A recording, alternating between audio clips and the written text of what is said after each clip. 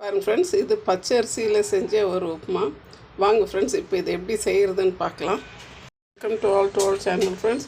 பாருங்கள் ஃப்ரெண்ட்ஸ், நேற்று நான் பச்சை அரிசியில் இந்த தட்டு இட்லி ஊற்றி வச்சுருந்தேன். அதை நைட்டு கொஞ்சம் எனக்கு அது மிச்சம் ஆகிடுச்சு. இப்போ இந்த இட்லியை வச்சுட்டு நம்ம ஒரு வெரைட்டியாக ஒன்று இதை செய்யலாம் ஃப்ரெண்ட்ஸ். இப்போ இந்த இட்லியை ஃபுல்லாக நம்ம இப்படி உடச்சி விட்டுக்கலாம்.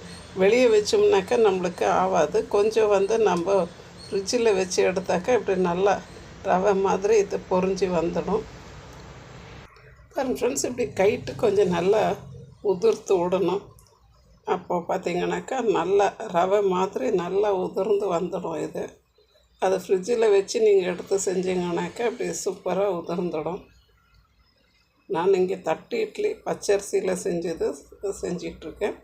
நீங்கள் பாருங்கள், நம்ம வீட்டில் என்ன இட்லி செய்கிறோம் அப்படி மிச்சம் இருந்தாக்கா இங்கே எடுத்து நைட்டு செய்கிறத ஃப்ரிட்ஜில் வச்சுடுங்க.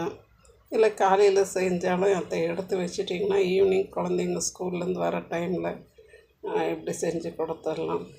சிம்பிளாகவும் இருக்கும், டேஸ்டியாகவும் இருக்கும். பாருங்கள் ஃப்ரெண்ட்ஸ், இப்போ நான் ஒரு தவாவில் கொஞ்சம் எண்ணெய் விட்டுருக்கேன். கொஞ்சம் கடுகு, உளுத்தம் பருப்பு, கடலைப்பருப்பு, சீரகம் போட்டிருக்கேன். கொஞ்சம் இது வதங்கி வரட்டும் ஃப்ரெண்ட்ஸ். பாருங்கள் ஃப்ரெண்ட்ஸ், இப்போ இதோட நான் வெங்காயமும் கருவேப்பிலையும் சேர்த்துக்கிட்டேன். சேம் டைம் கொஞ்சம் நான் கேரட் திருவி வச்சுருந்தேன். அந்த கேரட்டையும் அதில் போட்டுடணும் ஃப்ரெண்ட்ஸ். இன்னும் ஒரு சின்னதாக ஒரு தக்காளி கட் பண்ணி வச்சுருக்கேன். அதையும் இதோடு சேர்த்துடுறேன். கொஞ்சம் எல்லாத்தையும் கொஞ்சம் வதக்கி கொடுத்துடலாம். வதங்கிச்சு. இப்போ நான் ஒரு அரை ஸ்பூன் அளவுக்கு தனி மிளகாத்தூள் சேர்க்குறேன்.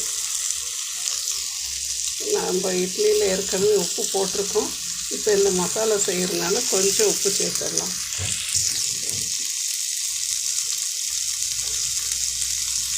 உப்பு கொஞ்சம் பார்த்து சேர்த்துக்கிடுங்க.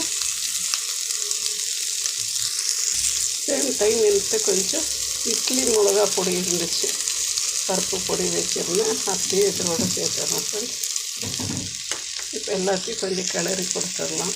இப்போ பாருங்கள் ஃப்ரெண்ட்ஸ், இது வதங்கிடுச்சு. நான் இப்போ இட்லியை உருத்தி வச்சிருந்தால இட்லி அத்தை இதோட சேர்த்துடலாம். சேர்த்துட்டு கொஞ்சம் நல்லா மிக்ஸ் பண்ணி கொடுத்துட்டு ஒரு 2 நிமிஷம் மூடி விட்டுடலாம். பாருங்கள் ஃப்ரெண்ட்ஸ், இப்போ நல்லா நான் கிளறி கொடுத்துட்டேன். இப்போ ஒரு 2 நிமிஷம் நம்ம இதை மூடி போட்டு விடலாம். பாருங்கள் ஃப்ரெண்ட்ஸ், நம்மளுடைய இட்லி உப்புமா சூப்பராக ரெடி ஆகிடுச்சு. பச்சரிசி தட்டு இட்லி உப்புமா சூப்பராக இருக்குது ஃப்ரெண்ட்ஸ். இப்படி ஒரு முறை லெஃப்ட் ஓவர் இட்லியை வச்சு இப்படி செஞ்சு பாருங்கள், நல்லா இருக்குது. இட்லியும் வேஸ்ட் ஆகாது, நம்மளுக்கு ஒரு டிஃப்ரெண்ட்டாக இருக்கும் ஃப்ரெண்ட்ஸ். தேங்க்யூ ஃபார் வாட்சிங் ஃப்ரெண்ட்ஸ். ப்ளீஸ் ஷேர் பண்ணுங்கள், லைக் பண்ணுங்கள், சப்ஸ்கிரைப் பண்ணுங்கள் ஃப்ரெண்ட்ஸ். சப்ஸ்கிரைப் பண்ண எல்லா ஃப்ரெண்ட்ஸ்க்கும் லாட்ஸ் ஆஃப் தேங்க்ஸ்.